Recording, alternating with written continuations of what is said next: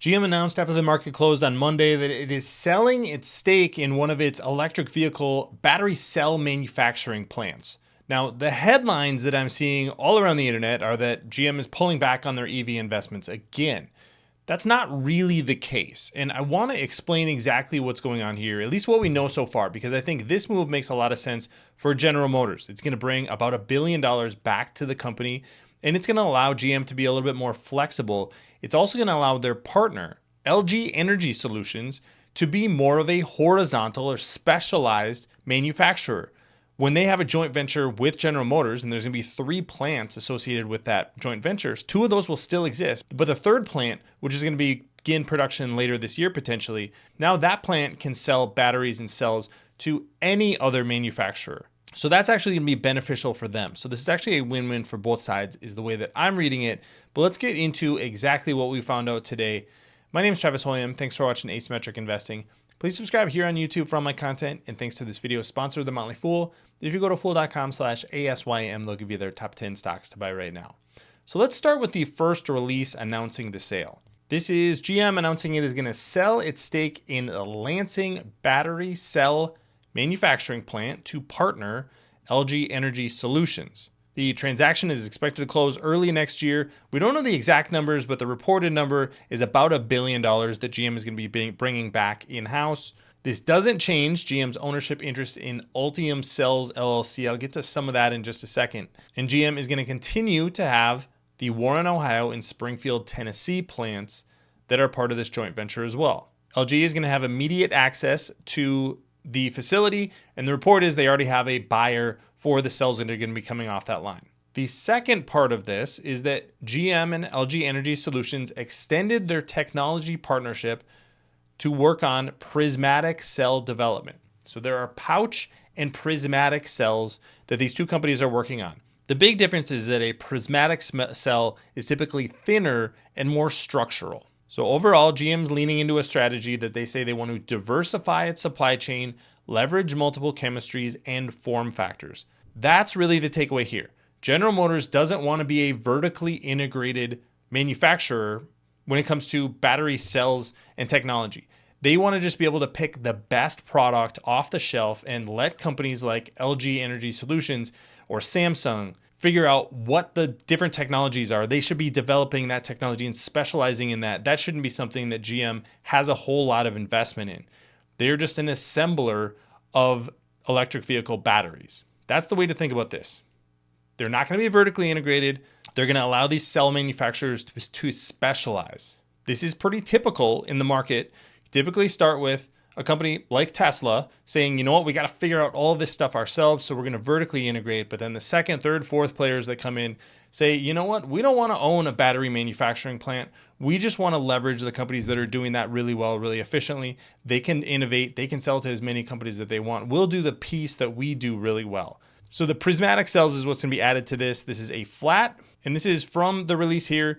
This is a flat rectangular shape with a rigid enclosure, which allows space-efficient packaging within battery modules and packs that should reduce EV cost and weight and simplify manufacturing by reducing the number of modules and mechanical components.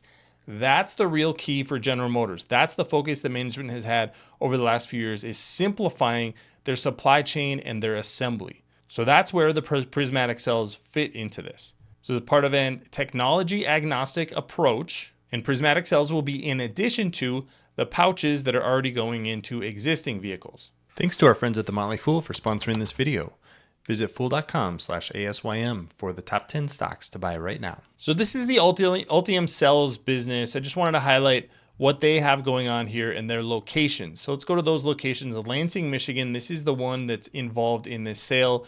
Total $2.6 billion investment, almost a $3 million facility, 41 gigawatt hours of capacity, and slated to begin production this month. So this is the one that's being sold. But in Ohio and Tennessee, these are going to remain under the joint venture. 41 gigawatts of capacity with room for expansion, pouch style cells, you see that here. And this is Spring Hill, Tennessee, same size facility, $2.3 billion investment, and is already under production. So I don't So I don't in any way see this as General Motors giving up on electric vehicles. What I see this as is the business model changing. So instead of GM saying, you know what, we have to figure out how we're going to get enough supply, in a particular US supply for batteries and cells. So we're going to have to build that ourselves. We're going to have to make that investment ourselves. They're now saying, okay, we see visibility to the kind of supply that we need. LG Energy Solutions has these facilities. They might as well maximize them, lower the cost per unit so they're not vertically integrated. Because if you're vertically integrated and they're producing 41 gigawatt hours of cells, GM's got to buy that 41 gigawatt hours of cells. Otherwise, it's not going to be running as efficiently as it possibly could. So it's very possible that they just don't have the demand for those cells. And they're saying, you know what, LG Energy Solutions, why don't you figure out how to sell these to other customers who are in demand for batteries? We will be one of your customers. We'll maintain these 2 plants that are already operational, have these pouch style cells, and invest in next generation prismatic cells as well. But you do what you do best. We're going to do what we do best. And everybody will have a better business as a result. So it's the untangling of the vertical integration that I think is really going on here. The headlines may be reading like GM is moving away from electric vehicles, but I don't actually think that's the case. I think this is really a move that's going to give them more flexibility, could potentially lower their costs in the future. And GM did announce a joint venture earlier this year with Samsung SDI. That's going to be to build prismatic cells in Indiana. So a similar structure to what they had with LG, but on the prismatic side. So you can see that GM is kind of trying to play everybody in the market, get the lowest costs while having as much supply as they possibly can. So from a business model perspective, this makes a lot of sense for GM.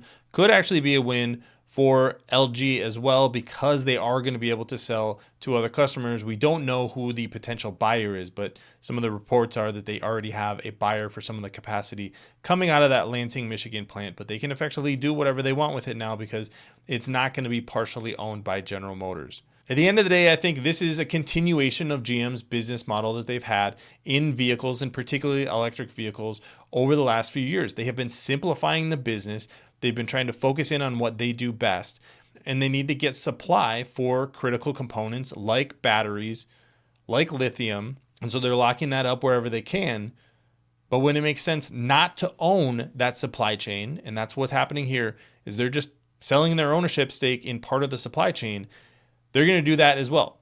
Pull that cash back onto the balance sheet, maybe just do something as simple as buy back stock. So I think that's ultimately a win for GM. Could be a win for LG as well. And there will be plenty of EVs coming to the market in 2025. This is still a focus for General Motors. Maybe just not quite the push that it was anticipated to be just a few years ago. But no real surprise there, given how well demand is going for trucks and SUVs. The thing I'm going to be curious to watch in 2025 is going to be that Chevy Bolt. What does that look like? What are the specs? What's the cost look like? Because that could be a huge product for GM next year. That's also the platform that Cruise is going to be built on. So keep an eye on that one. But let me know what you think about GM in EVs today. Leave your comments in the comment section below. Don't forget to subscribe to Asymmetric Investing. Thanks for watching, everybody. See you here next time.